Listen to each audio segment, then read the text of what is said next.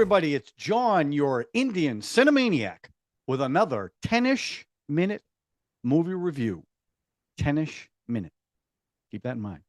I appreciate you guys watching the shows. I appreciate you guys taking the polls. So once again, I'm going to ask you to subscribe, hit the notification button, and as always, like button co-morrow. Like button co-morrow. Like button co-morrow. Oh, just smash the like button, would you please? Okay, so this episode is going to feature the tie with Sholay in the poll that I did 2 weeks ago. And this finished in a tie. It was Rang De Basanti, 2006 Aamir Khan film. So I'm already going to be a little bit biased about this one. So I'm going to try to keep this to 10 minutes as best I can. This was a very interesting movie, and it took a direction that I did not expect.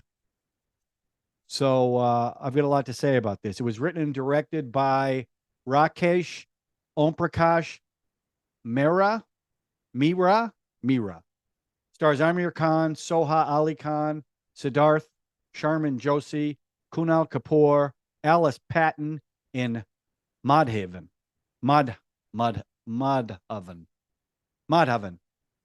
And that was pretty exciting because Aamir, Sharman, and Madhavan were all in 2009's Three Idiots. Now, at first when I was watching this movie, I was like, did Three Idiots come out before or after? Because in the film, a few times they call each other idiots. So I was like, was this after the Three Idiots? And I found out it was before. So maybe the title came from that. I don't know. But it was cool to see those guys, and I recognized them. And Aamir Khan, the spectacular actor he is, who is a Muslim, had to learn Punjab. The accent, I guess, is different. So kudos to him. I will say this. I was expecting Khan to be the focus of this film, but the reality was I really felt like it was Siddarth's story and not Khan's story. In fact, I kind of felt like Khan was a secondary role, which wasn't bad. He was very good in this, but he wasn't the focus. And I think that was pretty good. I mean, he chose to be in a film because obviously he felt the script was worthwhile. So he's willing to take a secondary role. So basically, this story is a story about a London documentarian who wants to do a documentary on the revolution that occurred in India in the early 1900s that her father was a part of. McClintock, I think his name was. And when you guys originally recommended this movie, you said I should do a little background on it to understand the history behind it. Well, one of the movies that we watched on the big show, I want to make sure I say this right. We saw a movie about this. Of course, now I can't find it on my notes. I know it's here somewhere. Oh, Bhagat Singh. That was the revolutionary's name. I mean, the English would say terrorist, but we know he was a revolutionary. And it was Sardar Udham. That's the film. So we saw that a few months ago. So it was really interesting because as things were being brought up, I recognized them from that movie. What happened with the massacre, the Jallianwala Bagh massacre, which I knew nothing about till I watched that movie, and they recreated it. The names, Bhagat Singh, Brigadier General Dyer, the assassination. So it was really interesting that I did have a little back with the torture scenes, which were brutal in both films. But this film, it was really interesting. It was a coming of age movie. And usually my complaint about there were two separate movies here. It really worked in this movie as they were, they interwove the documentary, which was about Singh and what happened with that assassination and how they were hung. And the story of kids in school, not caring about anything, who have an awakening And from what I read about this film, it created a real social awakening in India, and the youth got more involved with the government, anti-government, really. Um, so it was. I loved this movie. I loved it. It's not free of criticism, which I'll get to, but I love this movie because the scenes. Look, I didn't go to school in India. Okay, I did go to school here. And, excuse me. And to me, the scenes of them when they were going to parties and going to school seemed so real, and their relationships, the friends, the five guys, and the girl too, seemed genuine. So I really liked that, and they seemed to be like real people doing real things.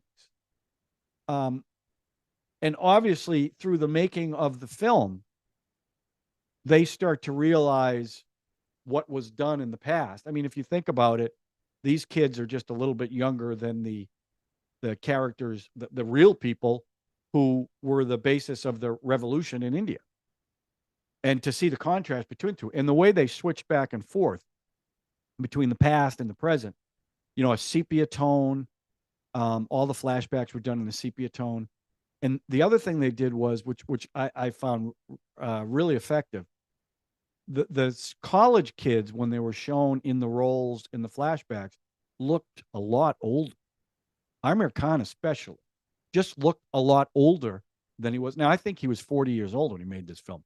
So it was pretty amazing to me that they made him look young. He did look young with his curly hair in the present day scene. So I really thought those scenes were effective. And there were a few scenes I'm going to call out. And I'm going all over the place because I'm sure, based on the recommendations and the feedback, everyone has seen this movie.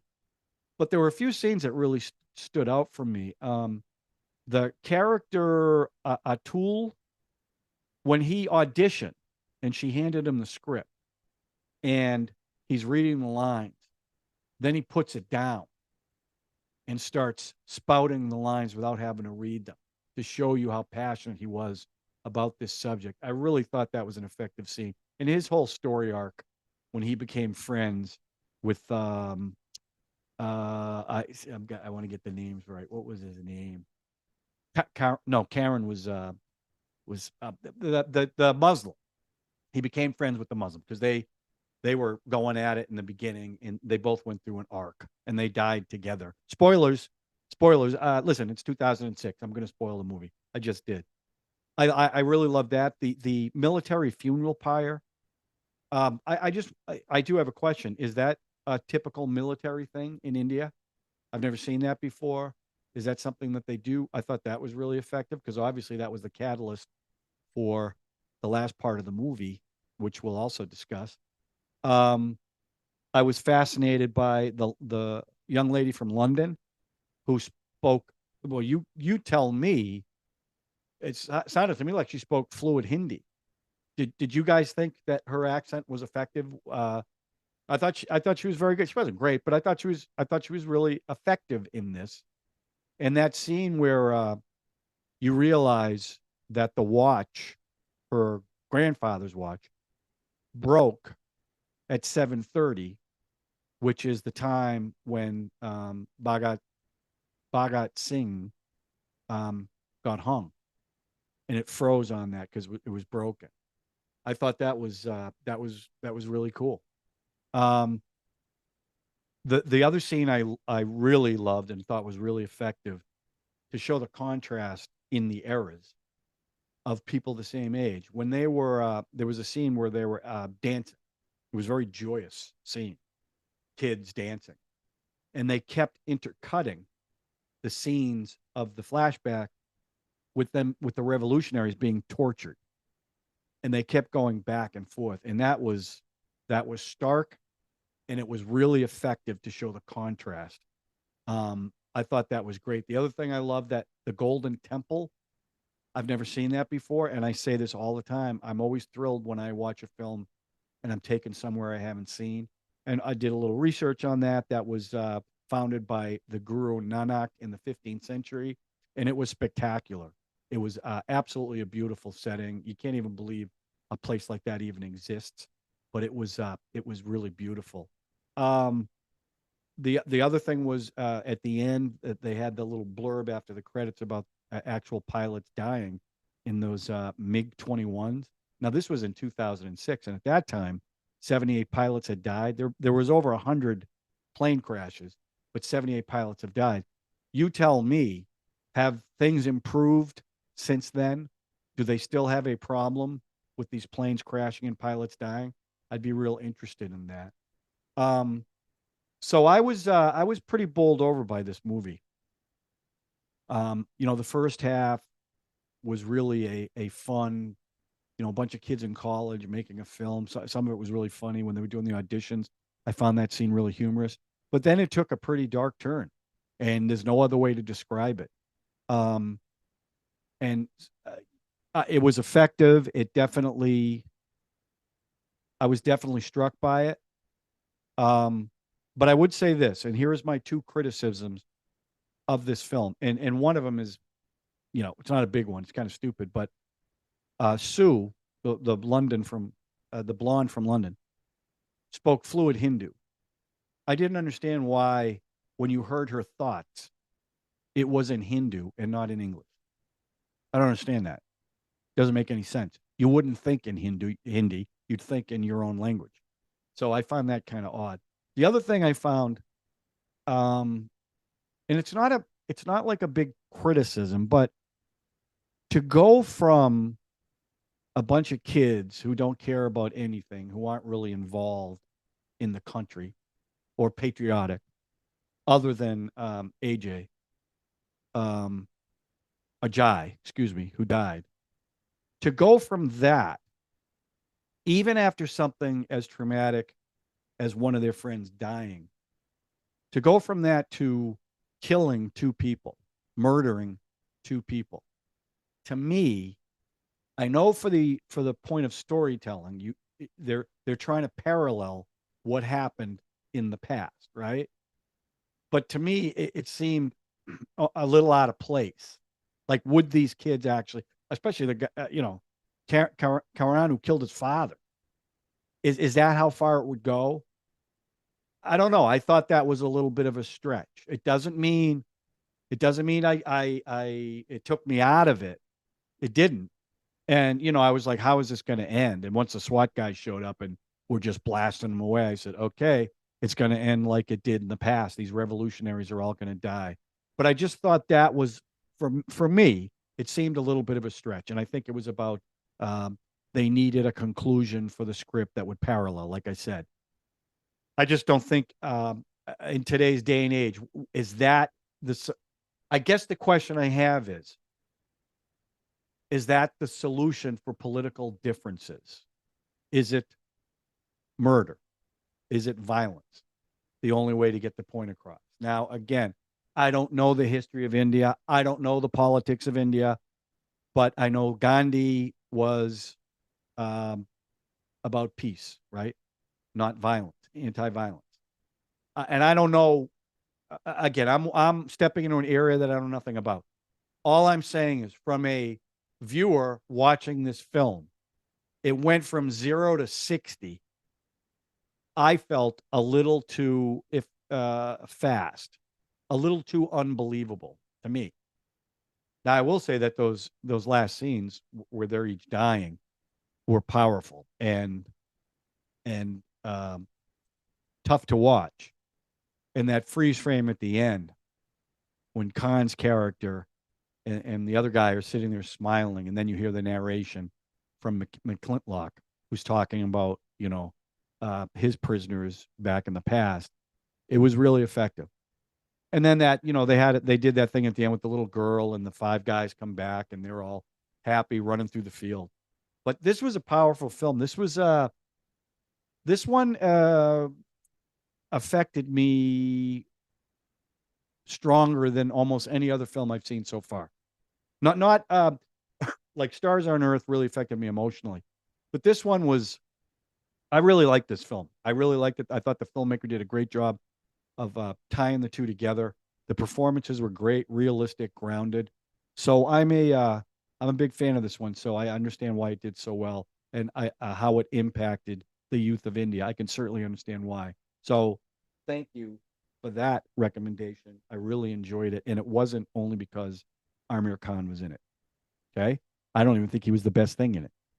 So that's my review. Let me know what you think in the comment section. So here's what I'm going to do. I'm doing a poll for a horror film, and it closes on Saturday of this week. So before I watch that film, because this was a tough down film to watch because of that ending. So I'm going to watch a comedy, and I've decided that I'm going to watch. I saw the trailer for Delhi Belly. This looks like my kind of film.